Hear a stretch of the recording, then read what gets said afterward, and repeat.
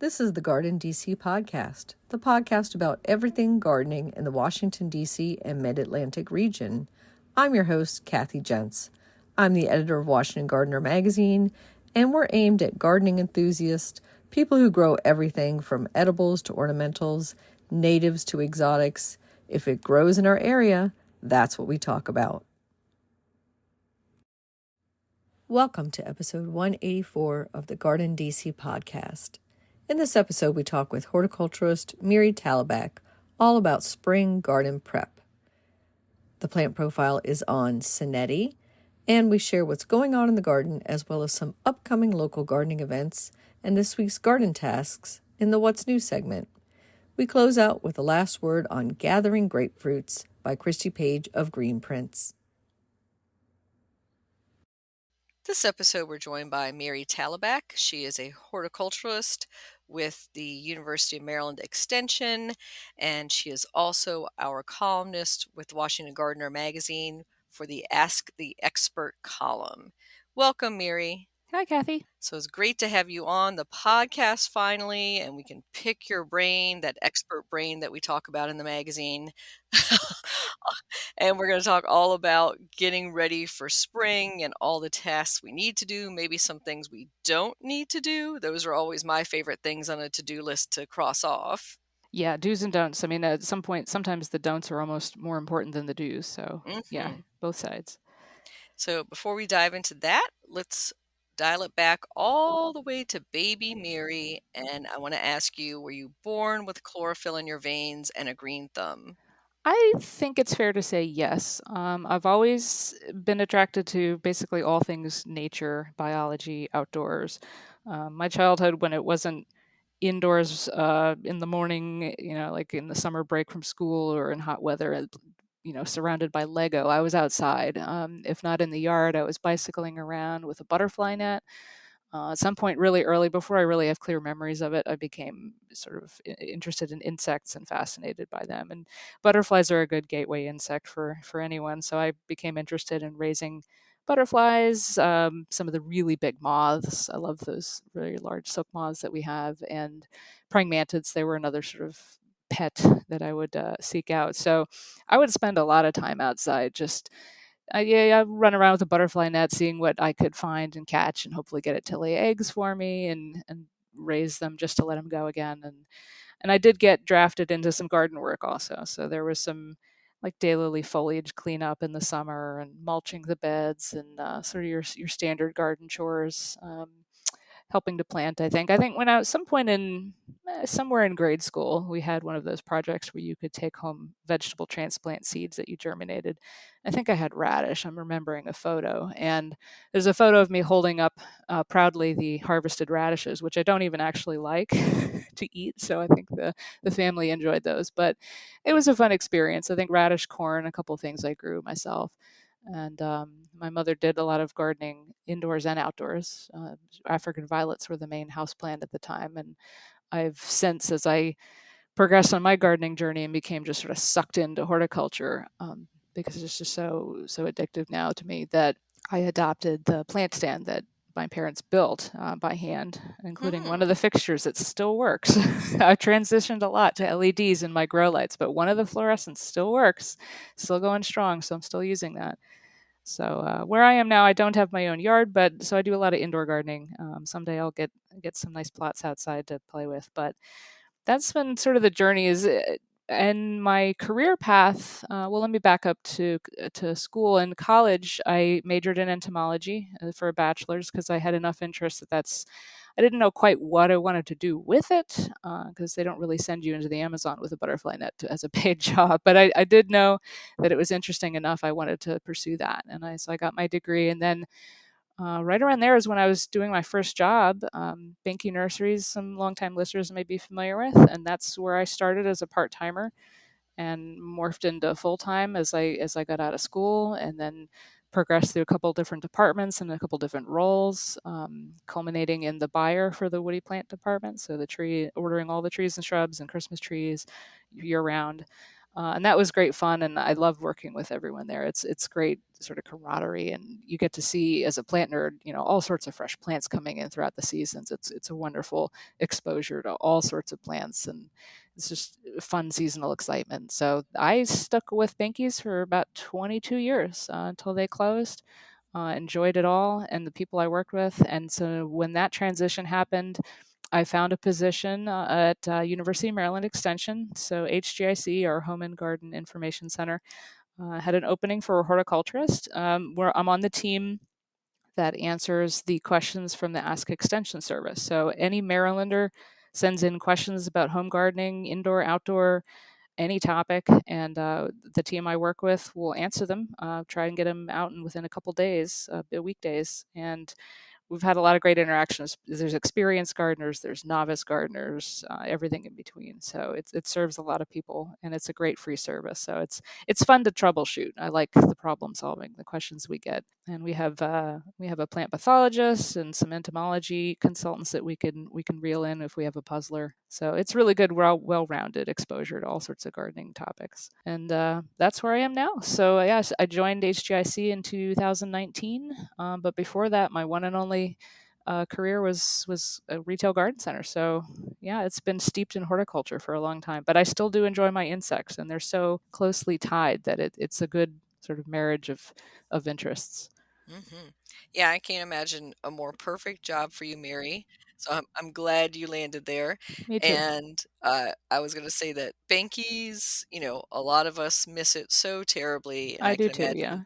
yeah, that the staff does as well. I know you all still keep in touch years later. We do, yeah. We socialize. We see each other when we can. A lot of folks went in different directions, but it is amazing to think that a lot of the folks I've met through Binkies have gone on to wonderfully, local and prestigious placements like Smithsonian and the Capitol grounds and the U.S. Botanic Garden and the Arboretum, and a bunch of different, the Brookside Gardens, I'm sure, a bunch of directions. So it's just nice that we sort of sprinkled ourselves out into local horticulture.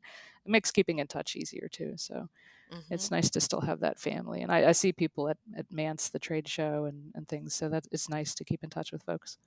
Oh, that's wonderful to hear. Well, let's turn to spring garden prep because Yes, it is late winter now as we're recording this, and spring is knocking on the door. And so our gardeners out there are champing at the bit, so to speak, to get out there and garden and maybe tackle some things to get, a little bit ahead of the curve. They can start doing some things now in the garden. So let's talk about edible gardening first on hmm that side. So if you have a vegetable plot set aside, or you're at a community garden and have a plot there, probably you're not growing much over the winter. You might have some, kale or that sort of thing, but maybe you planted a cover crop. So when do we get rid of that cover crop and then start the new things? So, cover crops are a great way to help protect the soil for the winter, and gardeners will use them to reduce erosion, keep the microbes in the soil happy with live plant roots, and to suppress some of the weeds. They're not going to be a foolproof way to get complete weed control, but it helps keep those in check. So, removing the cover crop that you may have established for the winter months, or even just sown to cover the early part of spring, is done sort of as late as you can before you get ready to transplant into the ground, either direct sowing seeds or putting transplants in when the soil is the right temperature. So the crops that don't die on their own because of the winter, you can terminate or kill off, usually by just mowing them really low, sort of just scalping all that foliage off, covering them up with a temporary tarp. I mean, if you use landscape fabric, you're going to be taking that off before you plant. Something more biodegradable might be nice for the microplastic concerns. But in either case, you're going to occult it, which is what they call blocking the light. So any remnants that would be resprouting are now starving because they don't get the sunlight they need. And you keep that cover on, might be 2 or 3 weeks. It depends on the vigor of the crop you're trying to get rid of. But once they are suppressed, you can go ahead, take the cover off, leave the debris if you can, because it's just a good free mulch now that's going to serve as compost as it breaks down. And then Hmm. you can plant straight through that. If you have seed, you probably want to move it out of the way a little more, but you can go ahead and plant right through that debris. It's going to break down and get out of your way soon enough. You could still get a few weeds coming through there, so do monitor that. But that way you've got just a nice mulch in place to help hold the soil. And as it degrades, you're getting a little bit of fertilizer from that organic matter. And that's the simplest thing. If you need to clear it off, I would compost it if you have a compost pile at home, but I would leave it if you can. Mm-hmm. Especially if it's like one of the legume family and you want to keep all that good nutrients and nitrogen right there in the soil. Exactly. Yeah. Crimson clover is one of the common ones used for that. And you want to go ahead, and speaking of a flowering one, the crimson clover, that can sometimes self-sow. As far as timing, terminating it would be, you kind of want to back off from, calculate backwards from when you're going to be putting things in the ground. But your other benchmark is when they're going to set seed, because you want to stop them before they go to seed. So, and that can vary a little when they start blooming because of the temperature trends. But you're going to want to probably mid-April for Central Maryland is about a good time frame. And so go ahead and get them mowed down before, like, the crimson clover is going to start setting seed. It might be tough to do because they're coming into bloom and they're going to look gorgeous. But get rid of them, because then you don't want the seedlings coming up. And even though I don't think it behaves invasively in Maryland, you just eliminate the weed problem by having them taken down before they go to seed. Mm-hmm. So if we're starting a new garden bed, say for our vegetable garden, what's our first step we should be doing in getting prepped for spring? I would start once you've chosen the site, because a lot of edible plants really need full sun to thrive and produce a good crop. So full sun, 6+ hours minimum of direct sun.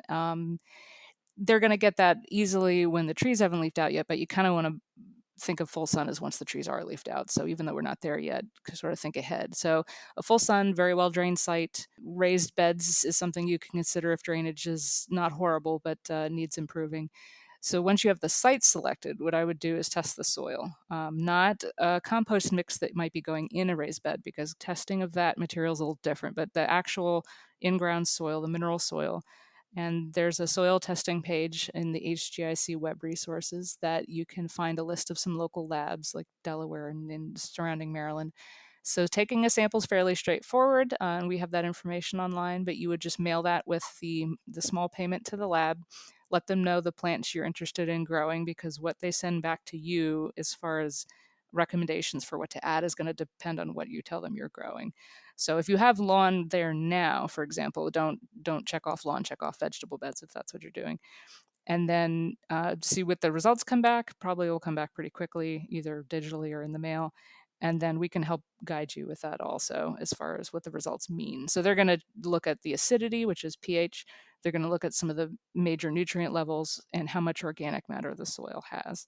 There might be optional tests, like for in-ground vegetables, adding on a lead test might be useful, because it's not so much that the plants are going to absorb the lead, it's that the soil that's contaminated with lead, if it's above a certain level, because a small amount everyone's going to have, and they'll outline that on the results, is you don't want that soil contaminating what you're harvesting, because you're going to want to wash it anyway. But just knowing what's in the soil is very informative. And then you can go from there about planning everything from the layout to what crops you want to grow and the timing based on the crop and the temperatures and everything. But the soil test is a really good foundation to start with. Mm-hmm. That's such a good point about the lead in the soil. And I think another concern about it is that making it into the air. So when you're digging or disturbing a site with heavily leaded soil, you're breathing it in, basically, is what you're causing. So in that case, you definitely want to go with a raised bed. Yes, and that's another benefit of something like green mulch, which is essentially just a living mulch, like a ground cover or cover crops in that case, is keeping the soil covered and keeping it from being windblown or tracked into the house. Or so, for example, if you have children or pets that would be playing in exposed dirt, knowing if you have a concerningly high lead level, you want to keep as much soil covered and undisturbed as you can. So that's just a good information. And so don't be alarmed that if there's a minor amount of lead that shows up in the test, everyone's basically going to have that, especially from former lead pollution, like leaded gasoline years ago. But if it's above a certain point, then you can take some precautionary steps. And raised bed is an excellent way to just get it above that level. Mm-hmm. And so for the ornamental beds, do you recommend doing soil testing in springtime as well for those? Yeah, it's a bit of a broken record sometimes when I'm answering questions, because just about anybody, if the situation calls for it, I'll recommend soil testing, because it's hard to know what changes you may want to make or need to make without knowing where you are. So especially that comes up when folks are asking about acidity, like I'm growing blueberries or maybe yews or lilac or something that appreciates a little closer to neutral or even alkaline. So just knowing what the conditions currently are is very valuable, because for two reasons. It will give you a bookmark to know how much change you need to make, but it also will tell you what the conditions are that you may decide to work with, because it's a lot easier to work with what you have, and instead of trying to change the condition to suit specific plants. And I certainly understand when folks want to really fit something in because of nostalgic value, or they really want, a certain plant, and then you may need to make adjustments, like blueberries or anything that really likes more acidic than average soil, for example. But where possible, it's always best to see what you have and then work with that, with as few changes as possible, because something like changing soil acidity kind of was an uphill battle. The soil is going to tend to revert back to what is what we call parent material. It's what the soil formed from, the rock that eons ago it broke it down from. And so there's only so much change you're going to be able to do. It's sort of like pushing something and it's going to slowly push back. You need to keep doing that, and so it's just easier in the long run to not have to worry about that. But if ornamental beds, turf grass especially, it's useful to get that soil test. You don't need to do it every season, every year. 3 years is usually a good interval for most things, but it's a valuable data point to start with. And if you don't understand the results, that's perfectly understandable. We have a web page about how to interpret the results, but you can also send the questions into that Ask Extension service, and we can help interpret them for you. Mm-hmm. And I should note that for listeners who are outside of Maryland, you can contact your local extension service and they can point you to the local soil test labs that they might recommend, and also be able to interpret testing for you in your locality. Yes. So one of the major tasks that I know a lot of people think about in spring is they're like, oh, I put maybe some mulch out last year and now it's looking pretty bare out there around my shrubs and trees. So do you need to wood chip mulch around all that stuff? I think whether you go with a biodegradable or organic, in other words, a non-living mulch like a bark or wood chips, or living mulch, it's usually better to do one or the other versus neither. Because some of the advantages that we touched on before, that's going to minimize erosion, it's going to help keep the microbes in the soil, give them a food source, because they kind of work in a partnership with live plant roots. And so by giving them something, because they sort of need to take some of their energy resources from the plant roots, and they're giving a lot back in return. So that it's sort of a two-way street. And so having live roots from something in the ground, or active growth, as much of the year as possible, is beneficial.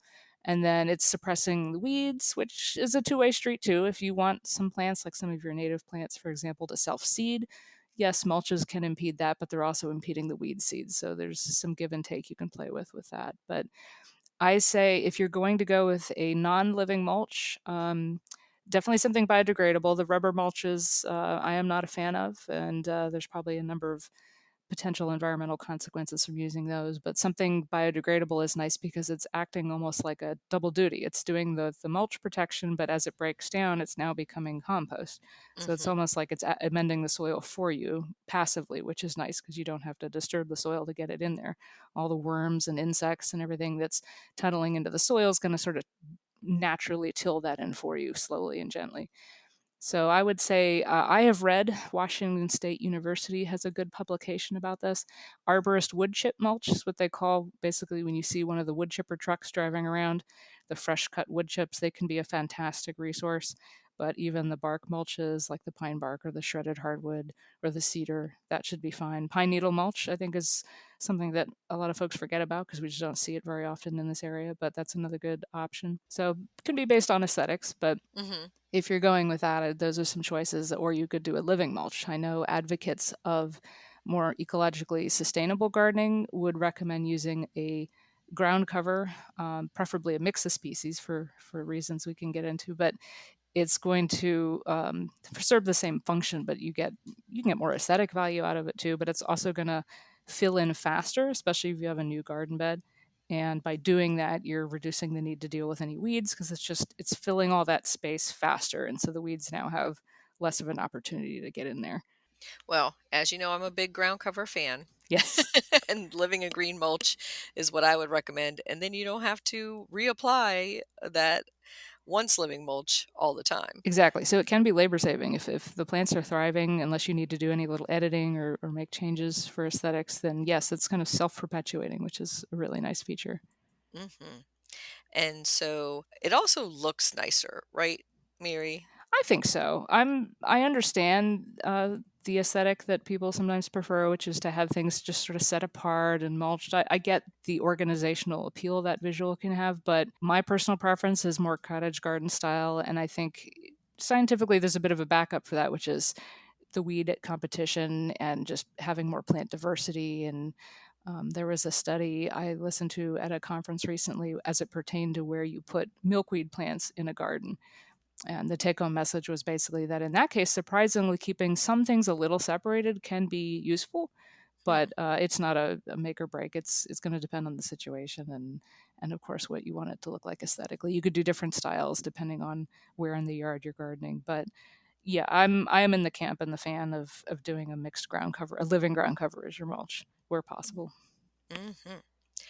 The next thing on my to-do list, which I keep putting off because, habitual procrastinator, is the sharpening and cleaning of my garden tools. So, what do you recommend for tackling that? Yes. As far as services, I imagine there's probably several options, potentially even local hardware stores, especially the independent businesses, but and maybe other garden centers too would have tool sharpening sessions. But hand pruners, shears, shovels, even spades, mower blades. If you didn't put them away sharpened at the end of the season and cleaned, then now's a good time to catch up with that. So you sort of get all the sap residue or whatever it might be gumming up the tool surface first and then get it sharpened. And a sharp cut on a plant is going to be, I mean, like people really, is going to be able to heal or seal itself better and more effectively than a rough one. Hmm. Yeah, and I have to say that I've always been grateful when I did sharpen the edges of my trowels and shovels, how much easier it is to dig after that. Yes, especially if you get a good little oiling on the pruner blades and you get them Mhm. sharp and clean. It's much more pleasant experience to prune after that. I've experienced that too, and it's a good reminder of, oh, yeah, I should be doing this more often because this is easier to deal with now. Mhm. And speaking of pruning, what should we be pruning at this point in the year? Okay, this is something where sometimes we have to hold ourselves back because you see a bunch of what looks like dead twigs everywhere and you just want to think, I got to get this all cleaned up because it's going to look fresher, and or maybe I'm concerned about an HOA criticism or any number of reasons. But we kind of have to sit and just put the tools down for just a moment and think, because even though pruning a plant at the wrong time is usually not a serious health problem for the plant, for the most part, there's maybe some exceptions, it's going to interrupt potentially the aesthetic value. So the flowers and maybe even the berries or edible fruits that you're going to get. So there's a simple way to sort of break it down into two groups that you're dealing with. You have the plants that are going to bloom in spring, and I realize there is no really set upon date where that stops and it's summer, but spring blooming plants, often shrubs and trees, and then your summer and later bloomers. And the reason there's that difference is because the plants that bloom in the spring have grown the flower and leaf buds that they're going to expand way back last year, probably maybe even as early as July last year. It depends on the plant, and that bud is developed. It's like a little miniaturized flower, just sort of not expanded, and so it's got little water in it, so it's very small. It's like a miniaturized version of its future self, and it's going to sit there dormant on those stems until the seasonal cues of spring make them absorb water and just expand to their full size. So the buds, even if you don't notice them, are there for things like azalea, lilac, forsythia, a number of viburnums, redbud, dogwood. There's a long list, certain spireas. And so those are plants that you don't want to prune now, because if you do, or before they bloom, really, between now and when they bloom, because if you prune them, you're going to be cutting those flowers off and the plant will not be able to replace them by the time it flowers. So again, this is not a health problem for the plant. This is a detraction from its appeal to you if you take those buds off. And the plants that are summer blooming are the ones that haven't even developed those flower buds yet. So Others, some of the Japanese spirea, certain hydrangeas, the ones that bloom later in the season, as the wood, the new stems, grows this season after spring moves into summer, they're going to be developing those buds right before they open. So they're not losing any flowers if you trim them now. So that can be a good breakdown. And I know hydrangeas are a group that trip a lot of people up because there's several different kinds, and it's like, well, which one do I have? So that's one that I would say if you don't know the name of your hydrangea, because that would make it easier to determine the group, think about when it flowers and what the flowers look like. We have a new webpage we just revised extensively about pruning hydrangeas that kind of walks you through that process. But essentially, if it's the easy one to tell is if it's that big mop head, that sort of snowball shaped flowers, especially in the blue and the purple and the deep pink, they're what we call big leaf hydrangeas, and those are the ones that bloom primarily on old wood. That's the term we use for the stems that grew last year. And so those buds are on the plant right now for the flowers. And if they were to be cut, they would be gone until the plant cycles through another season. The one complicating factor is the hydrangeas that bloom more than once. The series Endless Summer became popular for this, but they're far from the only group that does it. There's a lot now that do. And you've got leeway with those. That's the nice thing. So if winter or hungry deer or trimming takes the flowers off, they're going to still produce flowers that year, but they'll just do it later. So that there's like a little bit of wiggle room to forgive pruning mistakes with that group, which is nice. Yeah, hydrangeas can be so complicated. So we have a episode of Garden DC that we had Lorraine Bellato, a hydrangea expert, on, and I think that's one of our most popular episodes, actually. And I'll put that in the show notes and link to that for people who want a whole primer on hydrangea pruning and knowing which hydrangea is what. Because we could go on and on about that. And then the next thing I'm going to ask you about could be a whole show itself, which is vines and clematis, which we've covered in the past on the podcast as well. But are you cutting back any of your vines or pulling them down, or what are you doing this time of year, Miri? As a short answer, I'd say not really. You're not really pruning them, but it'll depend on your goals. Some might need a nice just visual refresher because as the plant gets older, I mean, vines by their nature, of course, are climbing up a support or rambling through a support. So they're going to keep getting taller or longer depending on the shape of the support the older they get. And so, as is normal for a lot of plants when they do that, the bottom, the oldest stems closest to the ground can get leggy, which basically just means more bare foliage and more visually unappealing, really, is all that means. It's not a problem. So to either eliminate that, to like give the plant a reset visually, you could renewal prune, which is what we call for any plant, even certain shrubs like red twig dogwood. You would be taking that old growth down very drastically. So yes, you may sacrifice a season of flowers to get the plant through this stage, to just give it a sort of just that, a refresh. You give it a drastic haircut, let it grow back. Maybe it takes a year to get to the point where those stems are old enough to start flowering the following year. But then you've just got a nice reset that'll last you for a few years. So if that's your goal, the pruning timing matters less because you're probably getting rid of flowers for a year anyway. But I would say generally you could do an in-between where, like with some clematis, because of the complications of when they bloom impacts when they get trimmed or how they could get trimmed to interfere with flowering as little as possible, you could do sort of an intermediate. You can take some stems and cut them way back and leave others, because that way the ones that are left will bloom, and then the new growth, when it's at the right stage, will then bloom as well. Or you could just leave it. There's plantings you could put around the base of a leggy vine to help hide that if you don't like the bare stems for the bottom few feet. A perennial, something depending on the vine, maybe a lush fern or something that gets 2-3 feet high but dies back, would be a good companion. But so there's ways to stage vines in areas where that legginess that's natural is not very visible, and then you don't really need to worry about it. Roses are another one of those groups that can bloom mostly on old wood, which is last year's growth, but some on new wood. Some of the hybrids do both. So that can depend. That'll give you some wiggle room in how you want to prune, because you'll lose fewer flowers if you guess wrong.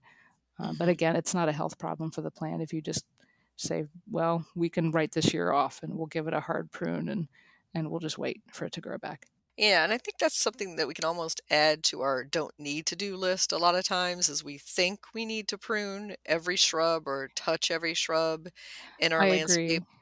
And yeah, I think mostly we can, unless it's in the way, hitting you in a pathway, or really densely growing, so it's not getting good air circulation, a lot of them could be left alone.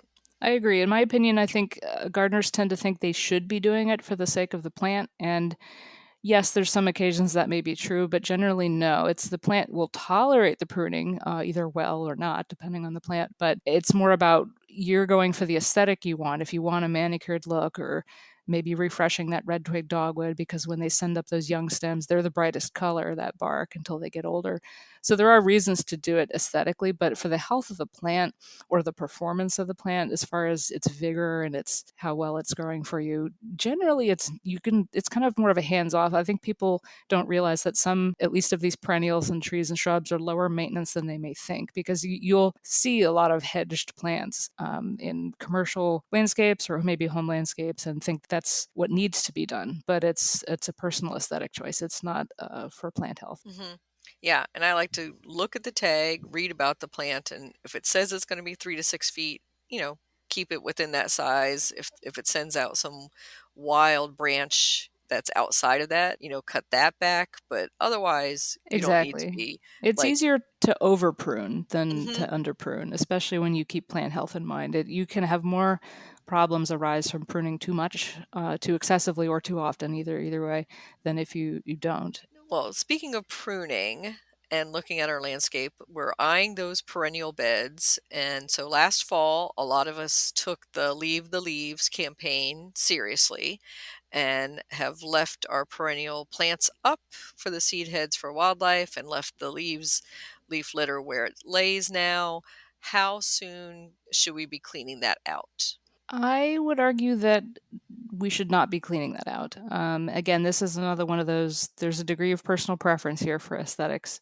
And if there's any, say, HOA rules that you're concerned about. But there has been some discussion online. I've seen a lot of people talking about this issue because awareness is growing, which is great to see. That, when is this magic time? When have things emerged? When have, especially those stem nesting bees, are the good poster child for some of the wildlife using these resources. And I suppose that, there's some mention of like the 50-degree temperature mark, but it's really not that cut and dry, because Xerces Society has a good resource or two about this, about how to use different elements of habitat to support these pollinators, because the bees that overwintered in the stems might be emerging at a certain point, but they're going to turn right back around and use the stems or different stems for the next generation of bees. And so it's sort of mostly a continuous cycle. So at some point when you're cutting things down, you might be depriving them of some habitat. So a workaround could be, if you are going to do some cutback or even a partial cutback,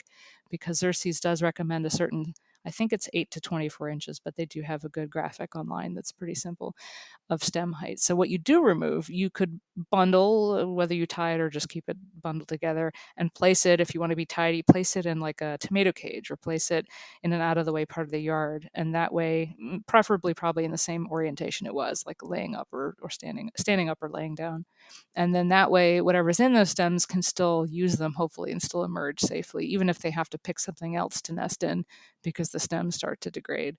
But that way, as far as the stems go, yes, if something was diseased, you have to make a decision. Do I give up some of the benefits that leaving the leaf litter and the stems provides in trade-off to keep the disease suppressed, or the pest that broke out as a trade-off, as a way to suppress it without having to rely on pesticides or any other intervention?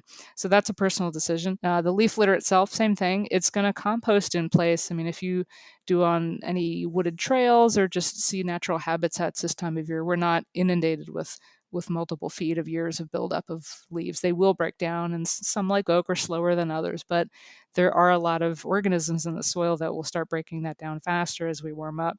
And so it's just adding a natural compost layer by itself if you just leave them. And it's not a critical thing to remove them from plants that had disease. Say you had a bee balm, Monarda, with powdery mildew last year. It's not a guarantee that you won't get powdery mildew if you rake all those old leaves up. It can help, but spores of a lot of common plant diseases will just drift in on the wind. They'll splash off the soil with rain. So even if you do clean up, it's something that there's still a risk of disease again. So in my opinion, I would rather reap the benefits of keeping that material there and risking another outbreak of something than getting rid of it, potentially still having an outbreak, and then having lost that nice free resource. Yeah, I think it's such a struggle, gardeners being told so many different things about that timing. And of course, as you mentioned, if you're in an HOA or somewhere else that stipulates that you must do a cleanup in the spring, they really have to struggle with this matter of Yeah, and timing. hopefully, as everyone is learning more about this, and maybe the committees and the HOAs can expose themselves to more references like Xerces and become educated about the benefits of these, and attitudes can just slowly change. They already are, I'm sure, but Hmm. until we get to the point where there's less maybe social criticism of these practices, one thing you could do as a middle ground is if you want to collect some debris, sort of do a minor scale cleanup, I would just transfer it to a different part of the yard if that's an option, just a more out of the way area. There was a researcher at University of Maryland who was doing work on just some local, I think near campus, some yards about leaving versus removing leaf litter. And he was looking at how that impacted the organisms overwintering in the soil. And he was finding that, as you might expect, keeping it is definitely beneficial, but even shredding it in place is, I believe he was finding it was just as bad as taking it away entirely. So Hmm. the middle ground, if that's for the organisms, you would still get the benefit of sort of the compost material if you shred it. But I would argue that if you have to shred it, as opposed to removing it entirely, because you're keeping those resources in your yard on site, that's still preferable. But I would advocate, if you want to remove it, instead of shredding it into bits, and definitely instead of bagging it, I would, if you have the choice, put it in a different part of the yard that's going to be under less criticism or anything, and then just let it break down on its own. And because it'll break down at its own pace, those organisms, which are of course used to having that happen above their heads anyway, are going to emerge and can find new habitat, hopefully. But my ideal would be just leave it exactly where it is. If you have to clear a little bit around, say, some ground covers that got drifts blown on them, or something had a blight disease, you want to get more airflow, certainly you can tweak that. But generally, I just let it be. And staying on the topic of the ornamental garden versus the edible, when can we start digging, dividing our perennials, or even buying and planting new?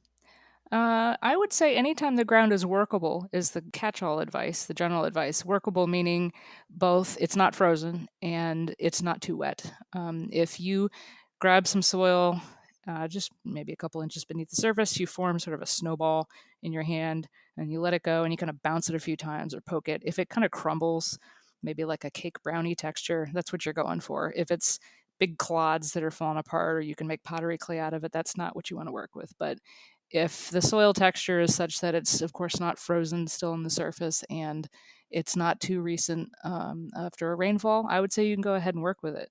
And as far as planting new plants, the timing should be fine if if you're moving something that's already been outside.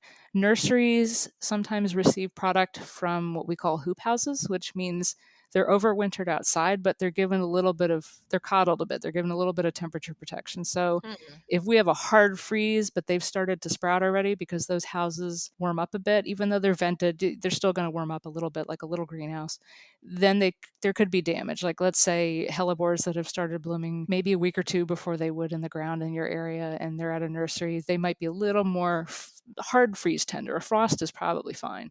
And you could always throw something light over them, like even just an upside down empty pot, or the row cover that people use in vegetables to give them a little bit of frost protection. That would be all you would need overnight if we get a snap. But I would say if it's at a nursery this time of year, unless they're cautioning you something was greenhouse grown, there should be signage most likely in that case, then you can go ahead and plant. Like I know hardy herbs, for example, will usually come out of a greenhouse. So they need more coddling until the frosts are finished. But hardy plants should be fine. If you're taking something from one part of a yard to another, since they've been outside the whole time, that should also be fine. What I learned is that a rule of thumb, and I'm sure there's exceptions, is if a perennial is summer blooming, you can divide and move in spring. And if it's spring blooming, you can divide and move in summer or early autumn. So that might be a good way to sort of break it down. But I would say you're good to go if the ground's cooperating and nothing's super tender by being, unintentionally forced in that way. And does the soil temperature impact really what you can move at this time? So we were talking about some of the air temperatures and the frosts Yes. and freezes, but would you wait, you're waiting till at least you can dig in the soil, obviously when it's not hard frozen. Yeah, the nice thing is air temperature, for the sake of roots, which are definitely the plant part you want to protect, roots tend to be less cold hardy than above ground parts because they don't need to be there. The soil is very insulating, which is why plants in containers can be trickier as far as hardiness. That volume is smaller, but air temperature will fluctuate more than soil temperature will. So, the soil temperature is going to lag behind the air temperature. So we'll warm up, but the soil is going to stay colder for a while. And this is the reason planting in autumn and doing lawn care in autumn for fescue is really great, because the soil's relatively warm, even though the air is cooling off. So plant stress is pretty low. But back to spring, the soil temperature is mostly important for two groups. When you're trying to prevent weeds, especially if you do need to rely on some pre-emergent herbicides, the ones that keep the weed seeds from sprouting, knowing when some of those early sprouters are expected based on soil temperature, crabgrass is the poster child for this, that can be a good tracking method. It's usually a little later than people think, because we'll go through a warm spell and then it'll cool off again. But that soil temperature is colder than we may think until maybe April sometime. But the Home and Garden Crabgrass page will have a link to a soil temperature map folks can use. And I'm sure there's plenty of other resources that have similar maps. And it's checking it a few inches deep because the surface is going to fluctuate too much. And so that can be a benchmark for certain weeds.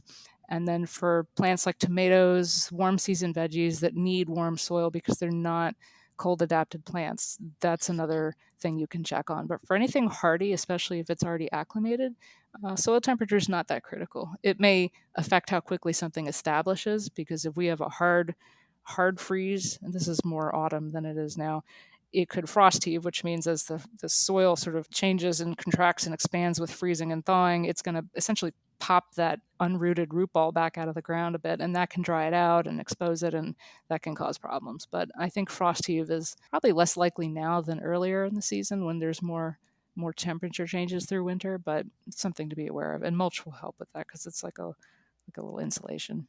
Mm-hmm. I think for me, soil temperature is critical for germinating like my cool season edibles. So I really want to know when I could put my peas in the ground, say, or when I can direct sow radishes and carrots. Yeah, especially if the catalog or packet has guidelines about that, then yes, determining the temperature from some of those maps, or you can buy your own soil thermometer, just like some people monitor the compost temperature, but that's a longer probe, of course, then that can help inform your planting decisions, yes. Mm-hmm. And so, can we warm up the soil prematurely? So, we were saying that the first inch or so obviously is affected by the ambient air temperature. And then below that, it's kind of insulated. But putting, a black plastic or red plastic, I've seen farmers do that to heat up their rows. Does that have a big impact? It can. I don't know to what depth, and I'm sure it depends on soil characteristics like sandy versus clay versus Hmm. damp versus drier. It can do that, yes. There's pluses and minuses, of course. Anytime you alter the conditions to favor germination, that can apply to weeds too. So if weed seeds are there, you may be pushing those ahead also. Ah, yeah. And then I would say there's one instance where I've seen like a floating row cover material help in an unexpected way. Say you have a cool season fescue lawn and you need to do some spot seeding. Maybe there was utility damage, or maybe you have a bare spot you need to fill in. And even though autumn is the best time to be doing that, let's say you don't want to wait that long because the patch is going to erode or something. We did a sort of unofficial little trial near one of our buildings here that had some fescue seeded last autumn, and it was seeded late. And so to help give it a little bit of frost protection, some of that frost blanket material, it's not that heavyweight, was tacked down over the seed, and it did help.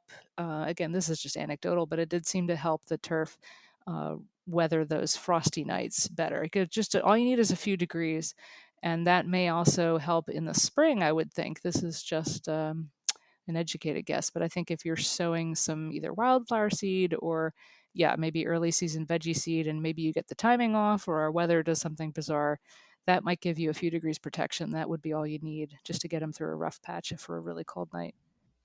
I think that would be a great experiment to do, and definitely would speed up the season a little bit, not a lot. Right. Yeah. And this is the time of year people are asking me about fertilizing. Should I be fertilizing my lawn? Should I be fertilizing my azaleas, my other plants as they're emerging and pushing out new growth? I'm going to give an answer that everyone's probably going to think, wow, she doesn't want me doing anything. I'm going to say no as a blanket statement, because I think we sometimes assume plants need more nutrients than they do. I'm going to circle back to the soil testing again, because if you're uncertain what your soil conditions as far as nutrients is like, see what the test shows you. Now, to be fair, it's not going to test nitrogen, which is the nutrient fluctuates way too much to have a test be practical, and that is the nutrient plants go through the most. But it's not likely to be something you need to throw on there regularly unless there's a deficiency of something else, something notable, like say iron or phosphorus. Anecdotally, I'd say a lot of the soil test results I see, it's uncommon to have Maryland, or at least Central Maryland, soils deficient in anything markedly drastic enough that you need to do a lot of fertilizing. So I think of fertilizer for plants like a multivitamin for people. And it may be a flawed analogy, but what I'm going for is the sunlight and all the other growing conditions. That's what the plant feeds on, essentially. The sunlight is plant food. It's going to manufacture food with that and the nutrients it pulls up from the soil. It's when things are deficient that you might want to supplement to get it back to sort of that baseline level. And so fertilizer can push plants into growth, but there's a consequence of that, which is all that lush growth sometimes doesn't have the chemicals in the leaves that the plant produces to keep pests at bay or to ward off diseases. And so it can be weaker growth. It could be more vulnerable to pest or disease attack. And so you could worsen the situation. If a plant is struggling with a problem, fertilizer is rarely the answer, unless deficiency is the only thing that you've identified. So I think we might be overeager to fertilize. Lawn can be an exception because we expect a lot out of turf grass. We're constantly cutting half of the plant off.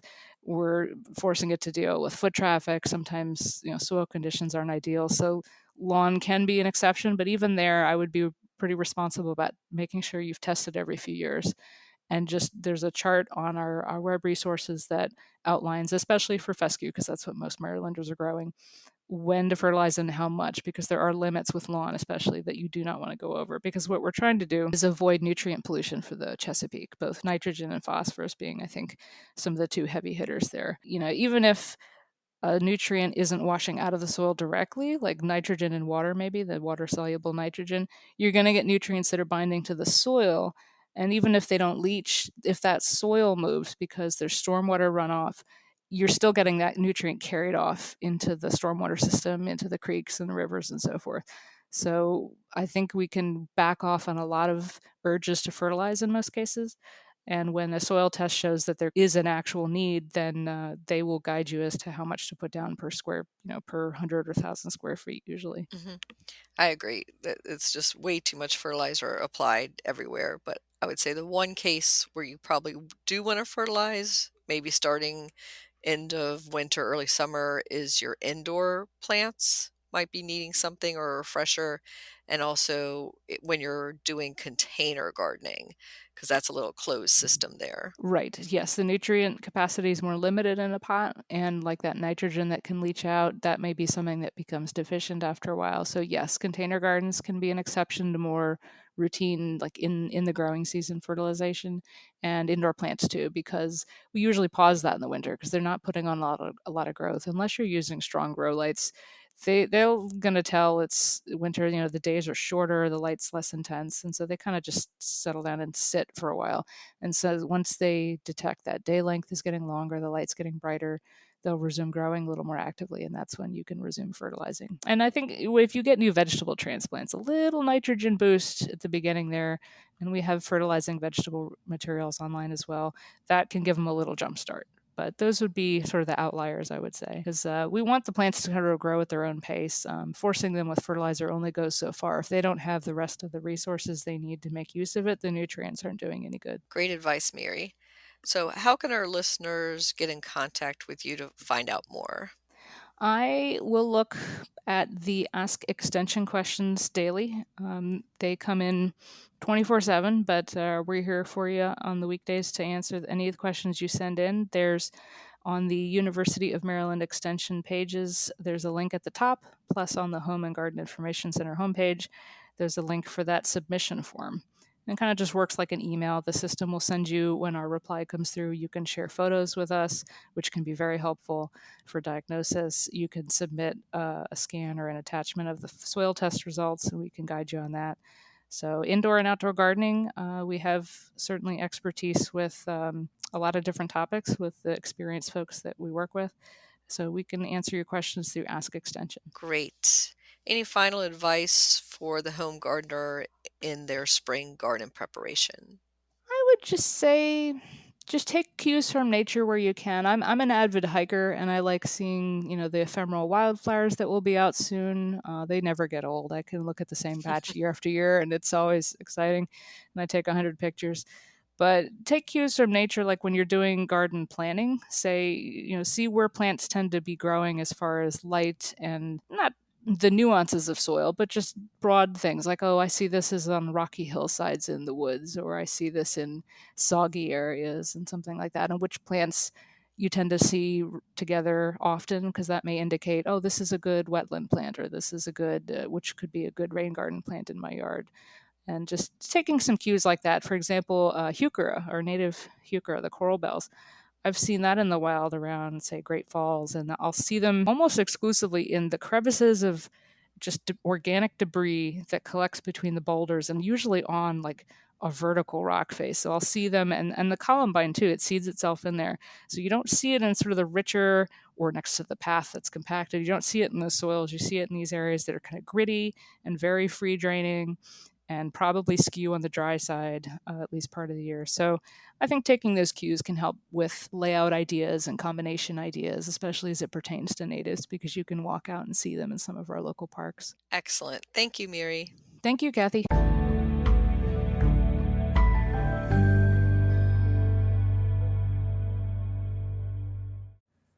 Senetti Plant Profile.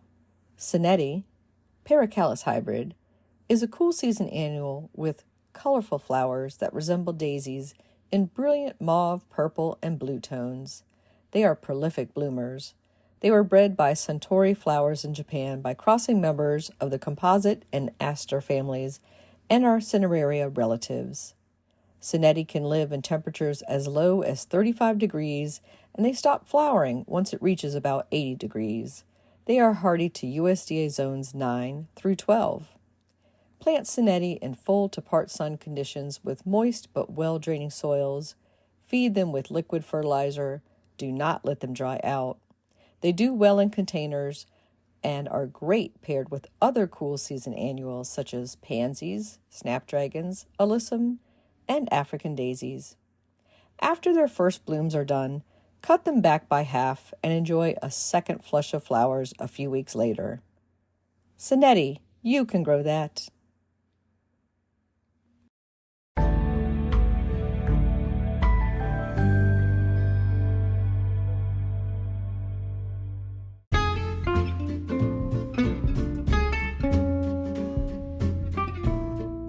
What's new in the garden this week? Well, my favorite little daffodils, the Rip Van Winkle, are starting to bloom. They bring me so much joy with their little pom-pom-like blooms.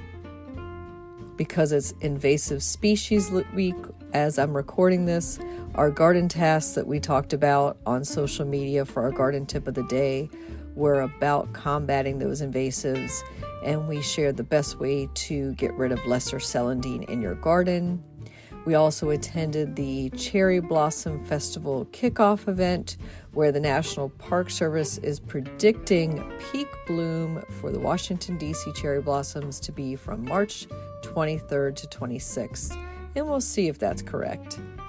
In the local gardening world, some events you might want to attend include my talk on groundcovers that's coming up at the Philadelphia Flower Show on March 6th, On March 23rd, Saturday from 9 to 4, is the LAR Native Plant Symposium at the U.S. National Arboretum, and that does include a native plant sale on the side, so check that out at fona.org. That's FONA.org.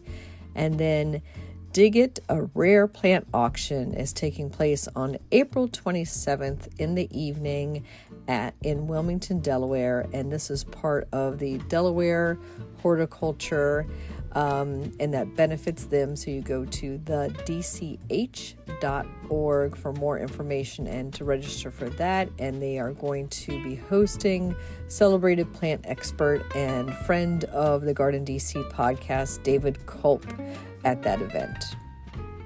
Happy gardening!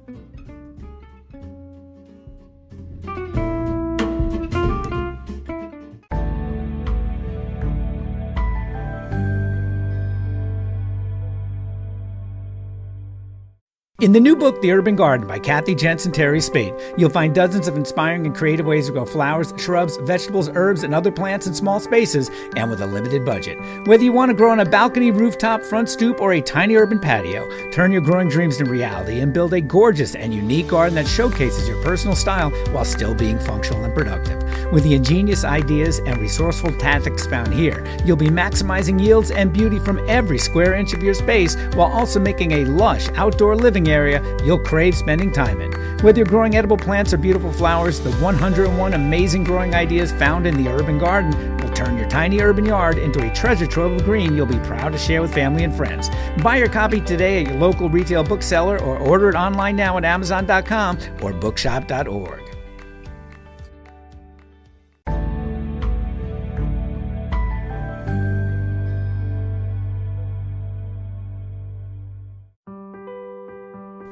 Get low-maintenance alternatives to lawns with the new book Groundcover Revolution by Kathy Jentz. Reducing the lawn is among the biggest trends in home ownership, with an endless stream of homeowners looking for an eco-friendly alternative to a traditional everyday grass lawn. In the last 3 years alone, over 23 million American adults converted part of the lawn to a natural landscape, and now are looking to do even more. The biggest challenge to adopting this new ideal of the perfect lawn is knowing how and when to replace your turf and which plants are the best ones for the job. Groundcover Revolution is here with all the answers you need.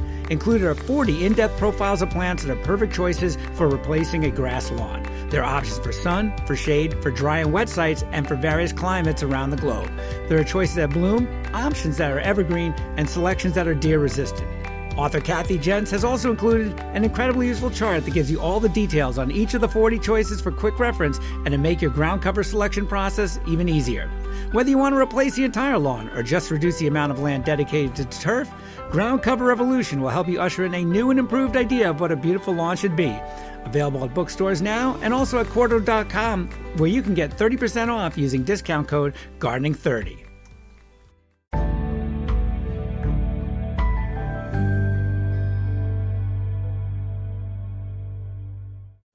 This is Christy Page with the Food Gardening Network with the last word on gathering grapefruits and gathering memories, and how sometimes a simple chore can remind us of what is important.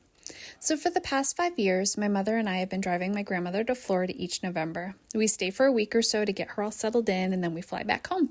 She's happy to spend the winter in the warmth, and we're happy knowing that she made it safely and is all set for the next 5 to 6 months. We have our set routines and rituals now. There are certain restaurants that we like to visit each year. There are a couple little shops that we like to take trips to and friends that we visit.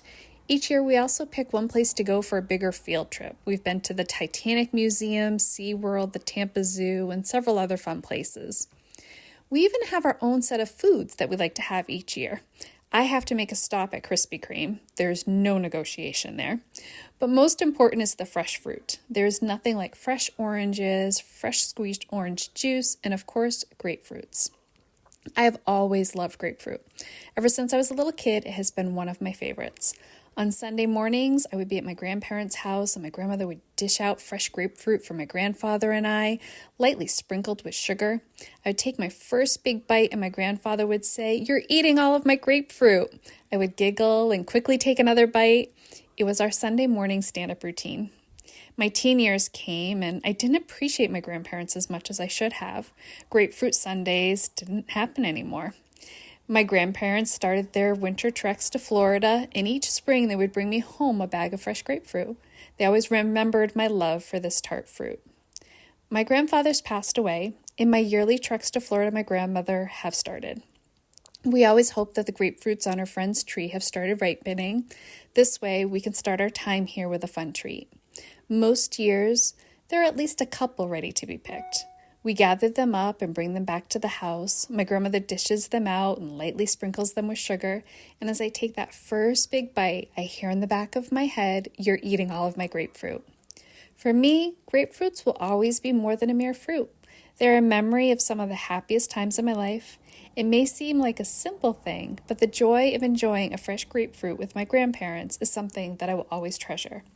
This has been The Last Word on Gathering Grapefruits with Christy Page at foodgardening.com.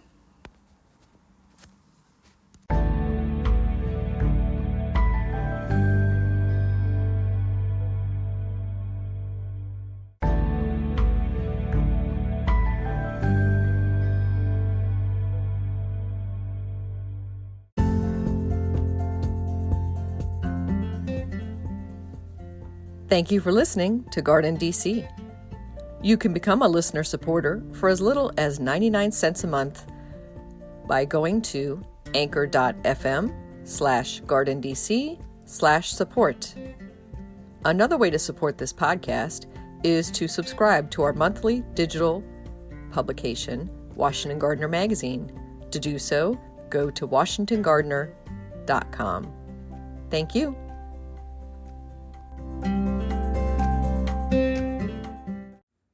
Thank you for listening to GardenDC. You can become a listener supporter for as little as 99 cents a month by going to podcasters.spotify.com/pod/show/GardenDC. Another way to support this podcast is to subscribe to our monthly digital publication, Washington Gardener Magazine. To do so, go to washingtongardener.blogspot.com. Thank you. You can find and follow Washington Gardener on Twitter/X, Instagram, and Pinterest at WDC Gardener, and on Facebook at Washington Gardener Magazine. Please take a moment to rate and review this podcast on Spotify and Apple. Open the Spotify or Apple app, search for GardenDC, check on the rate button, and select 5 stars.